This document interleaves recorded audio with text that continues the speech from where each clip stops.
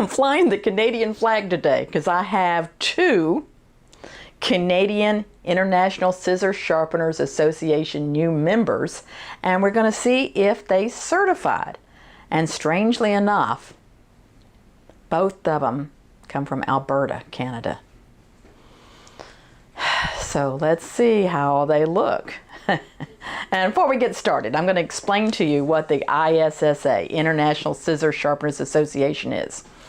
It's an association that was started by a gentleman from Cyprus who wanted more credentials when he went back after training here. And I do a lot of sharpening training here, but I open this up to people whether they've trained with me or not. But it's a very subjective test. In other words, I know who's sending me the shears. I'm the only one testing them. And maybe it's objective because you're going to watch me as I test them, so you'll see. I've never had anybody argue with me about the results, except, a few people that'll say, comment, I should have failed them when I really passed them, but not in what they're seeing. And I've never had anybody that didn't pass that said, oh, you should have passed me, because we're going to see clearly what's going on. So that's a lot of talking. Misty's walking by, and she's sticking her tongue out at me again. Always, always, always. In fact, if you don't know, we're a family business. Misty pretty much runs the thing. She's my oldest daughter, one of those sassy teenagers when she was growing up, and sassy adult now. But let's get on and look and see what we've got here. And I guess they're competition with each other. Ew, that's kind of... Alberta's got to be big. Alberta's got to be big. Let's see, they're the same town? No. But I'm not that familiar with towns in Canada, so I don't even know. They might be next door to each other. But let's look at these.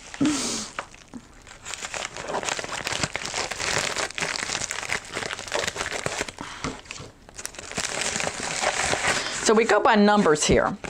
And this is number 313720.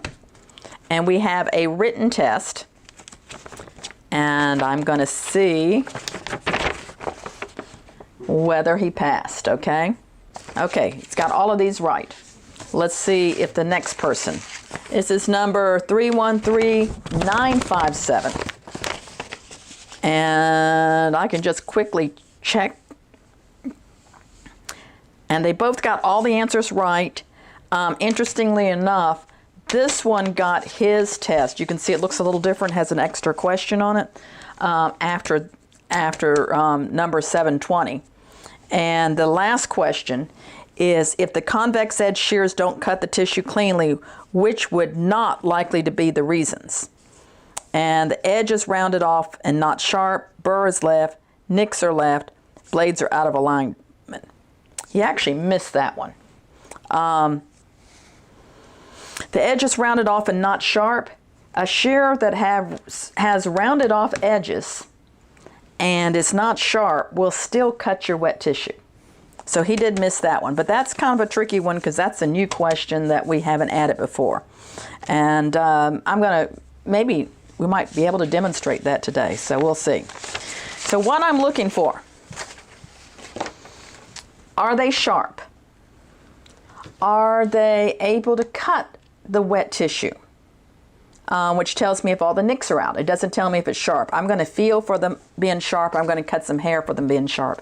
I'm going to check and see if they push hair. I'm going to look, one's a convex edge shear, one's a beveled edge shear, and I'm looking to see if the convex is truly a convex and the bevel is truly a bevel.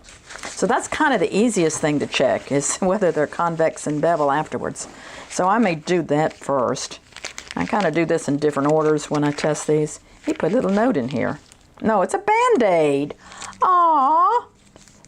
Isn't that cute? So he's telling me, and he gives that to his customers, he's telling his customers that these shears are sharp. And you see that flat looking line? A lot of people come in here for training are really confused about convex and bevel. But you see how that light travels here? It's flat looking. That's a bevel.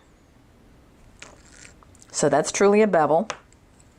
What I'm looking at here is I'm rolling it, and that light should not have a flat line. It should look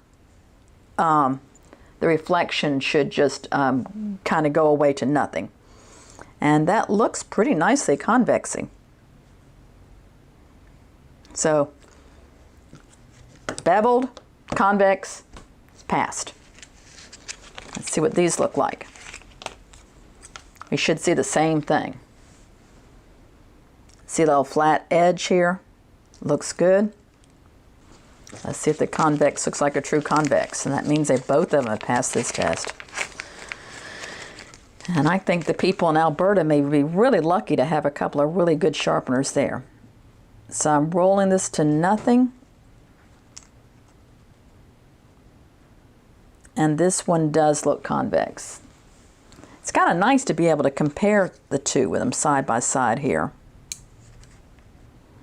And they both have a nice convex shape.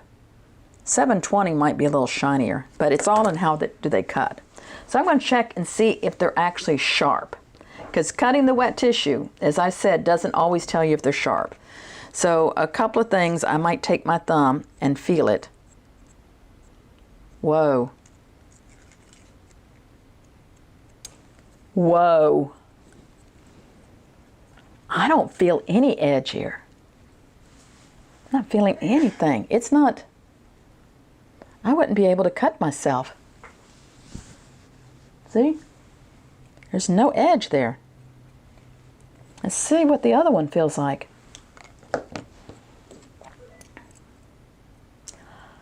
This one has an edge to it. I can feel it with my thumb. But it's hard to demonstrate that just because you don't know what I'm feeling. But I would not slice my throat with this. All right. So, 957. Let's get some of the white hair so you can see. All right, pulling my thumb out.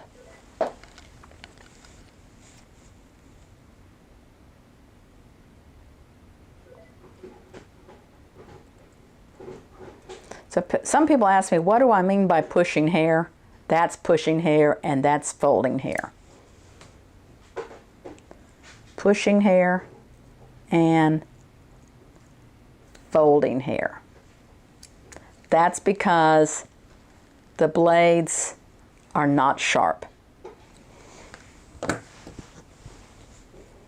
Same brand of shear. Same province in Canada. Little push, but it's definitely cutting all the way down. And I'm not even doing anything with my thumb. Lightest pressure possible. See, you see the difference in the way they cut? Huge difference in the sharpening. Beveled edge, this is number 957. Crisp cut. You hear it, and they're supposed to make a noise. These little bevel ones are supposed to make a noise. Let's see if it cuts good, but even the back part cuts good. Let's see how his bevel edge is cut. Pushes a little bit more, do you see that? And it pulls at the tip. So we're going to look at the rest of it, but I can already tell you 720 did not pass.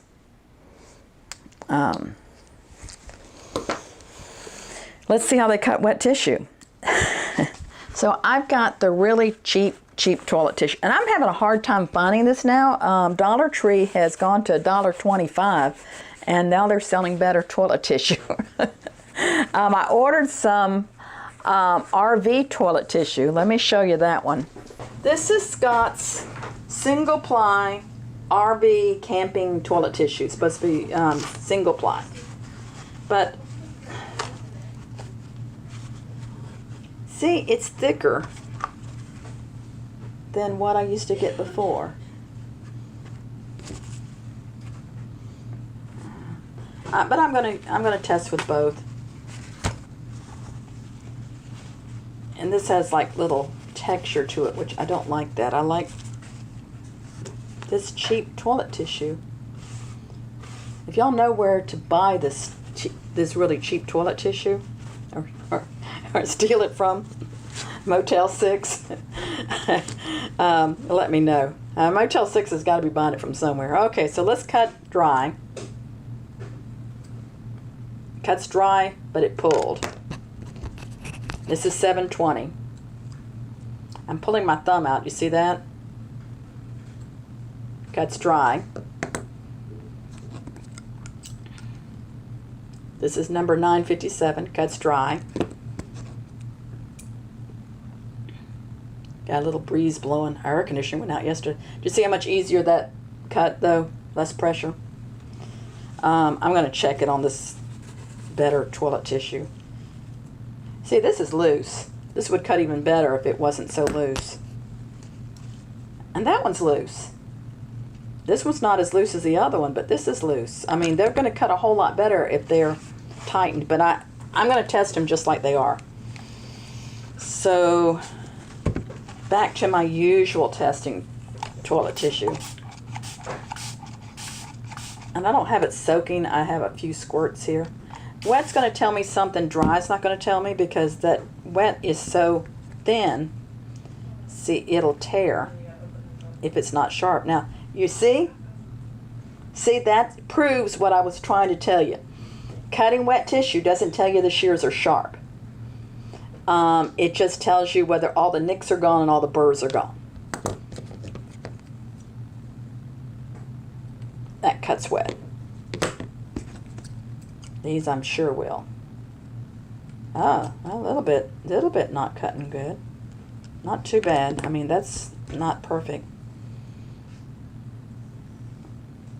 Now you see how that's folding the wet tissue? And we know it's sharp. Now if I use a little bit, I mean just a little bit of side pressure, it would cut. But it's the problem is that it's loose. Let's just see how the other toilet tissue cuts. About the same amount of squirts.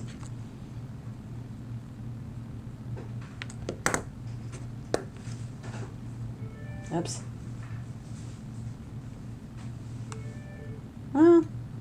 It's about the same. I guess I'll keep with this. Remember, that was a little raggedy on the other tissue. I guess it'll do in a pinch. So,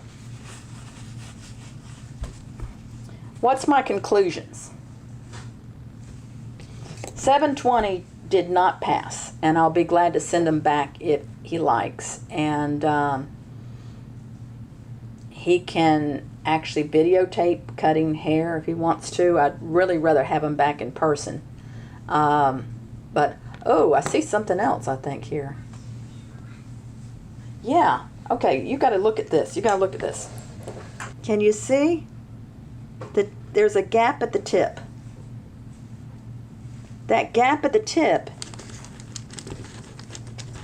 is the reason this was pulling hair. See how it pulls the hair?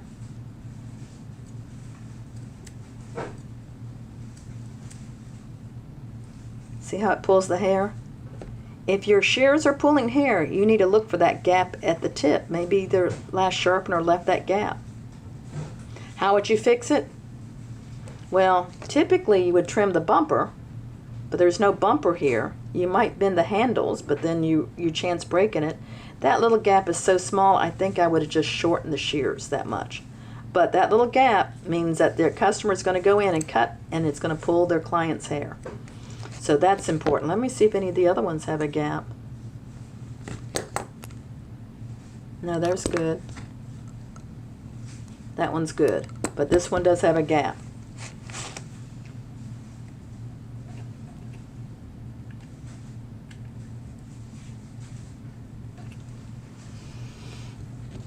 So 720 did not pass.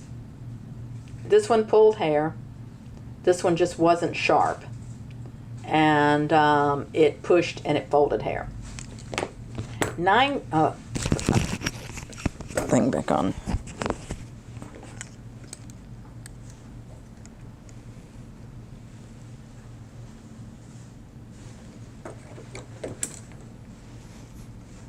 No pass, pass. And both from the same province in Canada. So this one didn't pass because there's a gap at the tip and this shear just wasn't sharp. 957, I'm going to say he passed, but not with an A+. It's amazing to me that it did because look how loose it is. I'm going to go ahead and tighten it, and I want you to see the difference in how it cuts hair. So you remember I had to cut a couple of times. It cuts fine dry, but it had a tendency to fold a little bit. This is without my thumb out. And you see I can make it fold with my thumb out on the hair, and then next time it cuts. Now watch this. I'm going to turn it just a little bit. So if it was a clock, I went from maybe 10 minutes. Don't turn it 10 minutes on time, but like a clock, if it was a clock all around, I turned it for about 10 minutes. Let's see if that's right. That's about right. I probably would make it tighter than this if I was going to give it back to a client or send it in for testing. So if you're going to do the ISSA, make sure it's better to be over tight than under tight. So let's see how it makes a difference in cutting. My thumb is out. You see the difference? There's no push at all. Remember it pushed a little bit before? No push at all, no fold. That screw, the right adjustment is super important. But they were sharpened so well that even with them loose, they cut hair. So 957 passed, and he hopefully learned something. And 720 has learned even more today. And that's what this is all about.